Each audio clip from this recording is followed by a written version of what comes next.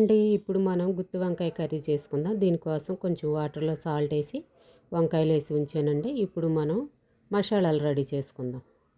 Whole garam masala అనమాట ఇది. ఏంటంటే పల్లీలు, పచ్చెనగపప్పు, ఆవాలు, జీలకర్ర, ఎండుమిర్చి, గసగసాలు, కొంచెం నువ్వులు, కరివేపాకు, ఎండు కొబ్బరి, ఎల్లుల్లిపాయ ఇవన్నీ ఫ్రై చేసుకుని మనం పక్కకు తీసుకుందాం. పక్కకు తీసుకుని ఇదే బౌన్లో కొంచెం ఆయిల్ వేసుకుని కొంచెం ఉల్లిపాయలు ఫ్రై చేసుకుని లైట్గా ఫ్రై చేసుకుంటే సరిపోతుంది. అలాగే ఒక టమాటా కూడా ఫ్రై చేసుకుందాం. ఇవి కొంచెం మగ్గితే చాలు. ఒక పచ్చిమిర్చి, కొంచెం కల్లుప్పు వేసుకుని కొత్తిమీర వేసి పక్కకు పెడదాం. ఇవి చల్లారాలి. ఇంతకుముందు మనం మిక్సీ పట్టిన ఇవి వేపుకున్న మిశ్రమం అంతాని ఇప్పుడు అదే మిశ్రమంలో మనం ఉల్లిపాయ, టమాటా ఇవి కూడా వేసుకుని మిక్సీ పట్టుకుని పక్కకు పెట్టుకుని ఇప్పుడు ఈ వంకాయలు చక్కగా నిలువుగా ఘాట్లు పెట్టుకుని మనం అవి పక్కకు పెట్టి ఇవి కొంచెం మసాలాలు కొద్దిగా కారం, పసుపు, కొంచెం సాల్ట్, అల్లం వెల్లుల్లి పేస్టు, పెరుగు కూడా వేసుకొని మొత్తం ఈ మసాలాలన్నీ కలుపుకుందాము.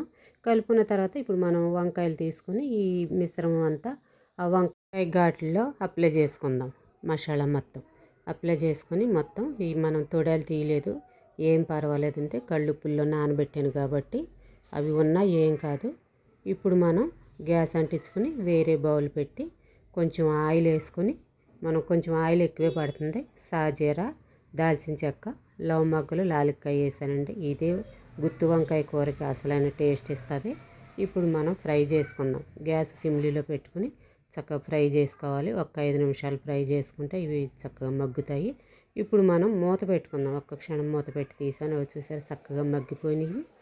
మనం ఇప్పుడు పక్కకు పెట్టుకున్న ఇంకా మిగిలిన మిశ్రమాన్ని ఈ గ్రేవీలో వేసేసుకోవాలి. అవ్వండి కొంచెం వాటర్ కూడా పోసుకుందాం. ఇప్పుడు ఫ్రెండ్స్ కొంచెం ఈ వాటర్ పోసుకున్న తర్వాత మనం ఒక 5 నిమిషాలు ఉడికిందంటే వంకాయ కూర రెడీ అయిపోతుంది. కొంచెం చింతపండు వేసానండి, ఆ వీడియో మిస్ అయ్యింది. కొద్దిగా వేసుకుంటే సరిపోతుంది, టేస్ట్ బాగుంటుంది. కొద్దిగా కొత్తిమీర వేసుకొని సర్వ్ చేసుకుందాం. ఒక లైక్ చేయండి, సబ్స్క్రైబ్ చేసుకోండి. Thank you friends. ఓకేనా.